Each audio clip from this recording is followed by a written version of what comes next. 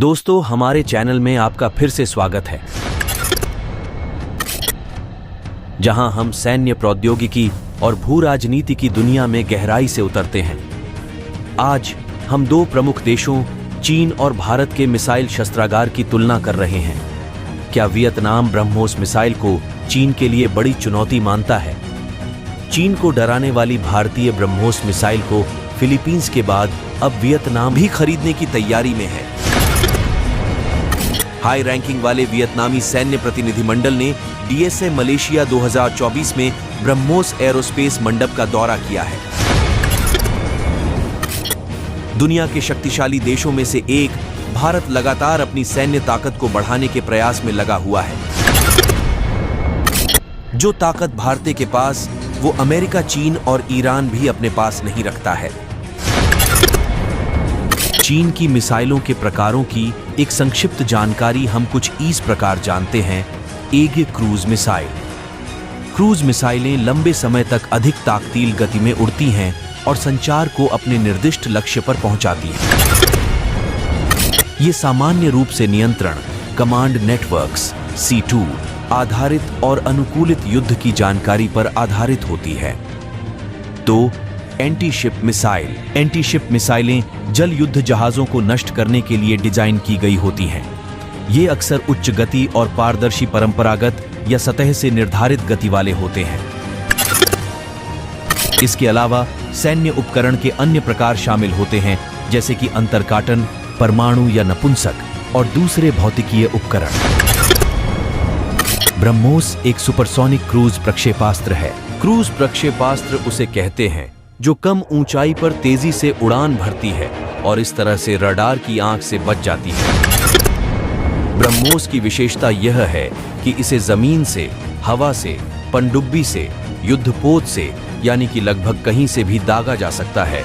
ब्रह्मोस के मैन्यूवरेबल संस्करण का हाल ही में सफल परीक्षण किया गया, जिससे इस मिसाइल की मारक क्षमता में और भी बढ़ोतरी हुई है। ये मिसाइलों के विभिन्न प्रकार हैं, लेकिन भारत की ब्रह्मोस मिसाइल चीन के लिए बड़ी चुनौती है। भारत अब चाहे तो एक बार में चीन का सफाया कर सकता है। चीन भारत से अब टकराने की सोच भी नहीं सकता।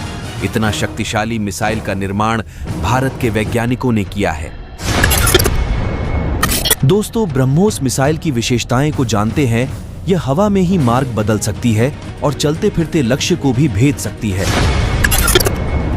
इसको वर्टिकल या सीधे कैसे भी प्रक्षेपक से दागा जा सकता है। दोस्तों, यह मिसाइल तकनीक थल सेना, जल सेना और वायुसेना तीनों के काम आ सकती है।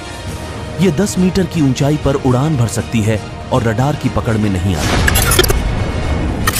रडार ही नहीं, किसी भी अन्य मिसाइल पहचान प्रणाली को धोखा देने में सक्षम है। इसको मार गिराना लगभग असंभव है। ब्रह्मोस अमेरिका की टॉम हॉक से लगभग दुगनी अधिक तेजी से वार कर सकती है। इसकी प्रहार क्षमता भी टॉम हॉक से अधिक है। मित्रों, आम मिसाइलों के विपरीत यह मिसाइल हवा को खींचकर रैमजेट तकनीक से ऊर्जा प्राप्त करती है। यह मिसाइल 1200 यूनिट ऊर्जा पैदा कर अपने लक्ष्य को तहस नहस कर सकती है। ब्रह्मोस मिसाइल भारत द्वारा संयुक्त रूप से विकसित एक सुपरसोनिक क्रूज मिसाइल है। यह दुनिया की सबसे तेज क्रूज मिसाइलों में से एक है, जो मैक 3 तक की गति देने में सक्षम है। इसकी रेंज लगभग 300 से 400 किलोमीटर है और इसे जहाजों, पनडुब्बियों, विमानों और भूमि आधारित मोबाइल लॉन्चर सहित विभिन्न प्लेटफार्मों से लॉन्च किया जा सकता है।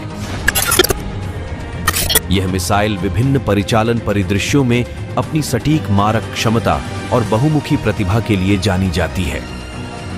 ब्रह्मोस को देखने पहुंचे lieutenant Vietnam People's Army VPA staff के उप प्रमुख लेफ्टिनेंट जनरल फुंग सी तान के नेतृत्व में प्रतिनिधिमंडल ने अत्याधुनिक ब्रह्मोस प्रणाली को देखने पहुंचे।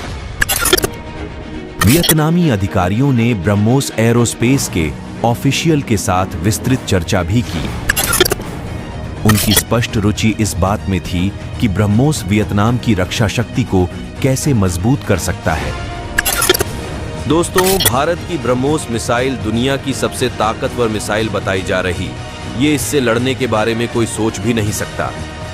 अगर भारत पर किसी ने हमला करने का सोचा तो भारत उस देश को जड़ से खत्म कर सकता है।